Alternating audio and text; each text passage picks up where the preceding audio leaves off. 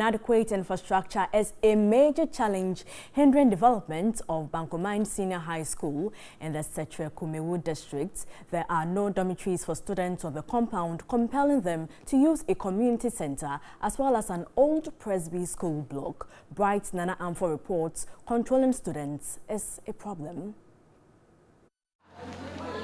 They trek daily to school and back.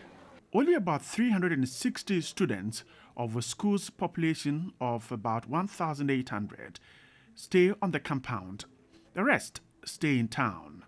The district has about 5 senior high schools. Infrastructure is a headache. In terms of infrastructure, at the basic level, we are okay. But when it comes to the second cycle, that is where the problem is. Yeah, I have 2 big schools. For Tunibua Kodua, though there's a problem, we don't have much of a problem. But Dadiasi is where the problem.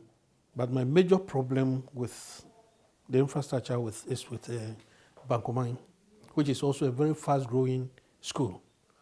So, in fact, within 1 to 2 years, if we are not able to provide a number of classrooms for them, it will be a challenge.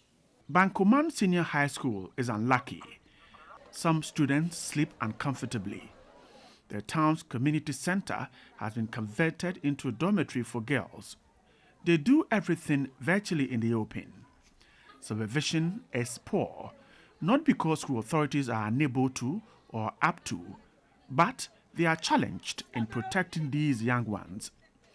We have a tough time controlling our students since they are staying in town. And then it's not as if we, the house mistresses, are staying with them at the dormitories. We have our own rented apartments in town, and then we will have to come from our rooms, our houses, to see the students and then control them. Just when we leave, students are out there doing their own thing.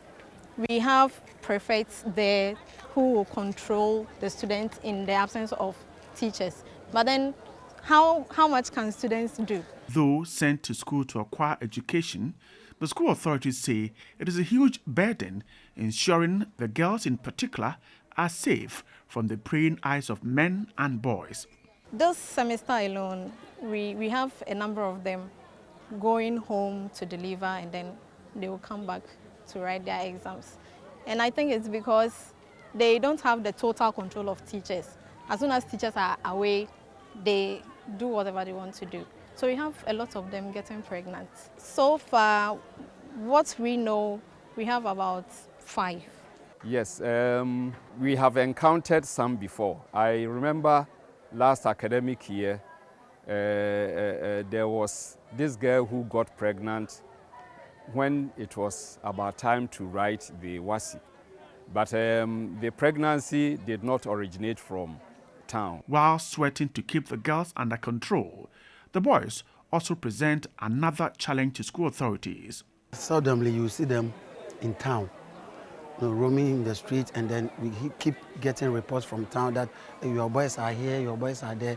In fact, it has been a great challenge. The Presby Church gave its old school block for use as a dormitory. This is what the boys have as a sleeping place. It is also located in town. It is a headache school authorities simply can't find answers to. Some efforts, however, have been made to salvage the situation, but it is too little. The PTA is the key stakeholder in this. Their meager incomes are going into building infrastructure for the school. The PTA at the moment is also constructing a dormitory block. Actually, it's meant for the boys. It's a 3-unit dormitory block, and it is nearing completion. Virtually, they have completed the project, but then we will have to construct a bathhouse and attached to the dormitory block before students can be moved in. The Education Service says the Assembly is putting in all efforts to improve facilities for schools. We get a response, but you see, it is the amount of money that is given to the assemblies. So we outline the projects. You know, there are 7 education, there are 7 health, there are 7 agric, etc., etc. But I think I have to praise the assemblies because the chunk of the money actually goes to education. So you see a lot of our projects being carried. Though it is not sufficient, but if you compare to other sectors, you see that they want to satisfy education. The school is one of the prominent schools in the district, and the assembly is working hard at improving infrastructure. Specifically, our mandate is with the basic. However, we cannot also say that we will not support the senior high schools, especially this very free senior high school that was introduced by His Excellency comes with some challenges. So what we did was that if you take Bankoman, for example, there is a gentleman called Kwatin who is operating Moda Pest Company. We have been able to convince him, and he's going to put up a dormitory for them. And then also, we also sent in a request, and let me use your platform to commend the Honorable Dambochi. He also came in to support us with 100 bags of cement. And then also, FFanto also came in to support us. We, the District Assembly, also supported them with 100 bags of cement, of which they are going to use to complete the other dormitories. To further protect the girls, the Assembly has plans to move them to the compound. Some of the girls stays in the town. We want to move all of them by the middle of the year.